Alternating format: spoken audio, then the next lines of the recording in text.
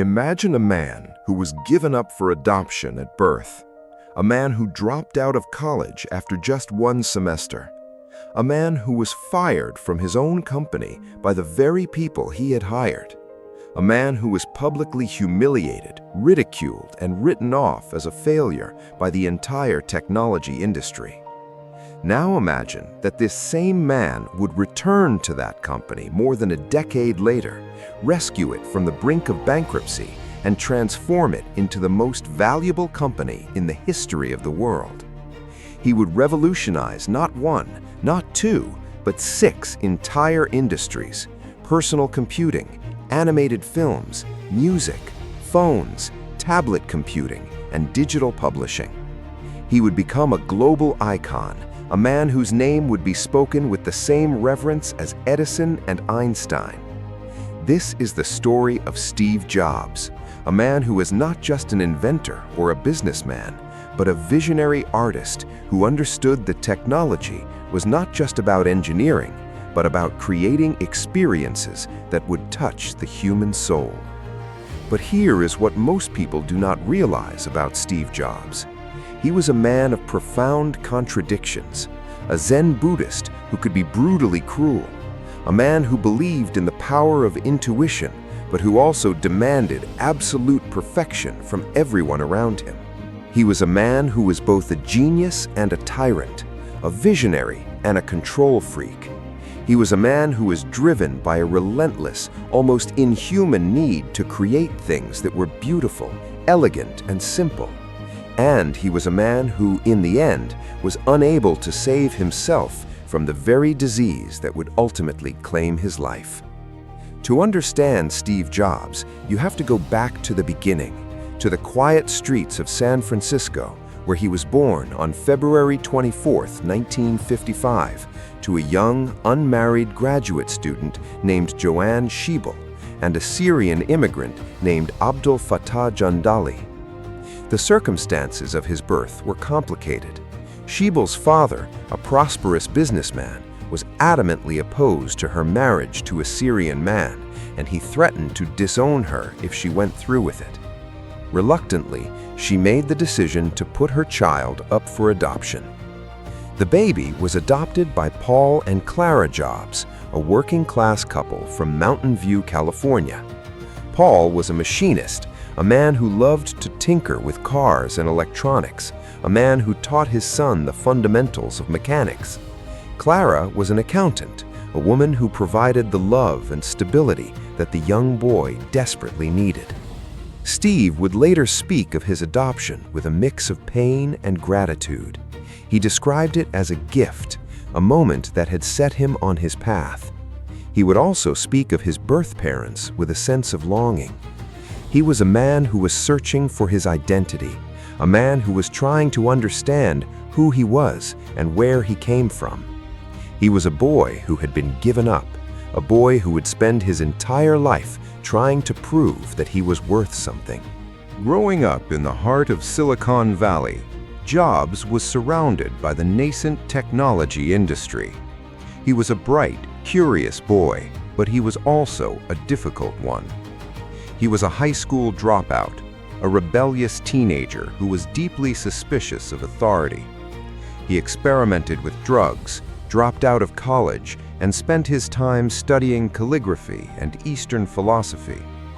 He was a man who was searching for meaning, a man who was determined to live life on his own terms. He was also a man who was fascinated by electronics. He would spend hours in his father's garage, tinkering with circuits and building devices. He was a man who was not content to simply use technology. He wanted to understand it, to master it, to create it. He was a man who was destined to build something that would change the world. The turning point in his life came in 1976 when he met a man named Steve Wozniak, a brilliant engineer who shared his passion for electronics. Wozniak had just built a computer that was unlike anything that had come before. It was a machine that could be used by ordinary people, a machine that was simple, intuitive, and elegant. Jobs immediately recognized the potential of the device. He convinced Wozniak to go into business with him, and together they founded Apple Computer in the garage of Jobs' childhood home. The first product, the Apple I, was a modest success, but it was the Apple II that would change the world. It was the first personal computer that was accessible to a mass audience. It was a product that was years ahead of its time, and it established Apple as a major player in the burgeoning technology industry. Jobs was not just a businessman. He was a visionary who was obsessed with design and aesthetics. He believed that technology should not just be functional, it should be beautiful. He was a perfectionist, a man who was willing to spend days obsessing over the color of a button or the shape of a curve. He drove his employees to the brink of exhaustion, but he also inspired them to do things they never thought were possible. He had a unique ability to see the future, to imagine products that did not yet exist. He was a man who was not afraid to take risks, a man who was willing to bet everything on his own intuition. The launch of the Macintosh in 1984 was a watershed moment. The machine was unlike anything that had come before. It was a computer that was simple, elegant, and intuitive. It was a product that was designed for people who were not computer experts. It was a product that would change the world. But the Macintosh was not an immediate success. It was expensive, it was slow, and it lacked the software that people needed. The company was struggling, and Jobs was increasingly at odds with the board of directors. In 1985, after a bitter power struggle, he was fired from the company he had founded. It was a devastating blow, a public humiliation that would have crushed a lesser man. The years following his departure from Apple were a period of darkness and exile. Jobs was a man without a purpose, a man who had been rejected by the very company he had created. He was depressed, angry, and deeply confused. He wandered the desert, seeking solace in meditation and spiritual retreats. He founded a new company, NeXT, which was a commercial failure. He also founded Pixar, an animation studio that he bought from George Lucas, a company that would initially struggle. He was a man who was lost, a man who was trying to find his way back to the light. But even in his darkest moments, he never lost sight of his vision. He was a man who was determined to prove his critics wrong, a man who was determined to make a comeback. He was a man who believed in the power of redemption. The turning point came in 1997 when Apple, which was on the verge of bankruptcy, decided to buy NeXT. The acquisition brought Jobs back to the company he had founded. It was a moment of triumph, a moment of redemption. He was back, and he was determined to save the company. He immediately set about transforming Apple. He streamlined the product line, introduced a new line of colorful iMacs, and began to develop the products that would define the company's future. He was a man who was driven by a new sense of purpose, a man who was determined to make Apple the most innovative company in the world. He was a man who had been given a second chance, and he was determined to make the most of it. The next decade was a period of unparalleled success. Apple introduced the iPod, the iPhone, and the iPad, products that revolutionized the music, telecommunications, and publishing industries. Jobs was not just a businessman, he was a cultural icon, a man whose product launches were treated with the same reverence as major sporting events. He was a man who had changed the world. He was a man who was celebrated as a genius, a visionary, and a hero. But he was also a man who was deeply flawed.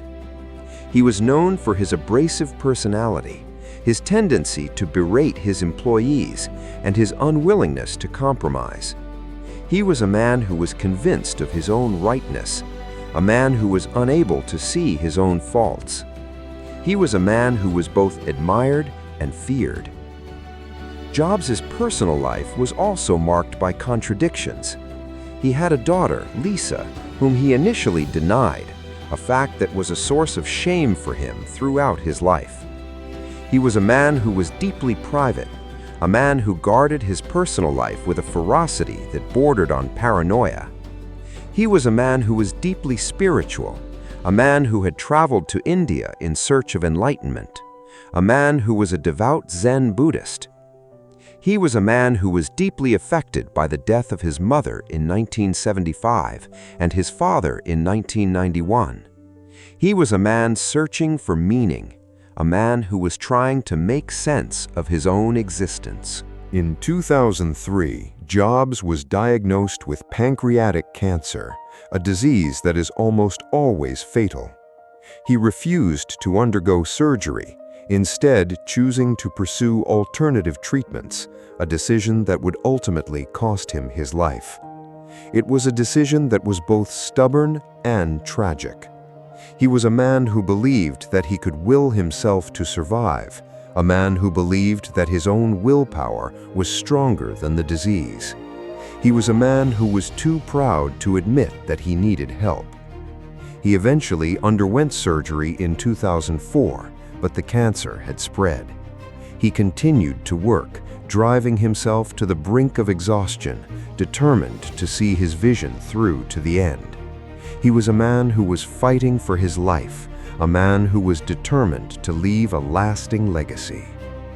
Jobs died on October 5, 2011, at the age of 56. He was surrounded by his family, a man who had achieved more in his short life than most people could achieve in 100 years. His death was mourned by the world. He was celebrated as a genius, a visionary, and a pioneer. He was a man who had changed the world, and his influence would be felt for generations to come. He was a man who had been given a second chance, and he had made the most of it. He had created a legacy that would endure long after he was gone. The legacy of Steve Jobs is one of the most profound in modern history. He is remembered as the man who made technology personal. He is celebrated as a visionary who understood that technology was not just about engineering, but about creating experiences that would touch the human soul. He is a symbol of the power of innovation, a testament to the importance of design, and a reminder that the most important thing is not the technology itself, but the way we use it. He has been honored with numerous awards, including the National Medal of Technology and the Presidential Medal of Freedom. He is a hero, a figure of inspiration for people around the world. But there is a darker side to his legacy. He was a man who was often described as a tyrant and a bully. He was a man who was notoriously difficult to work with. He was a man who was obsessed with control. He was a man who was driven by a relentless, almost inhuman need to be right. He was a man who was not always kind, a man who was not always generous, a man who was not always fair. He was a man who was deeply flawed. He was a man who was not just an inventor, he was a man who was shaped by the contradictions of his own personality. It is a reminder that even the greatest minds are not immune to the prejudices and the weaknesses of their time. Why should someone born today still care about Steve Jobs? Because his life is a testament to the power of the human spirit. He was a man who overcame the most difficult circumstances, a man who was given up at birth, a man who was fired from his own company, a man who was publicly humiliated. He was a man who was told he would never amount to anything, but he refused to give up.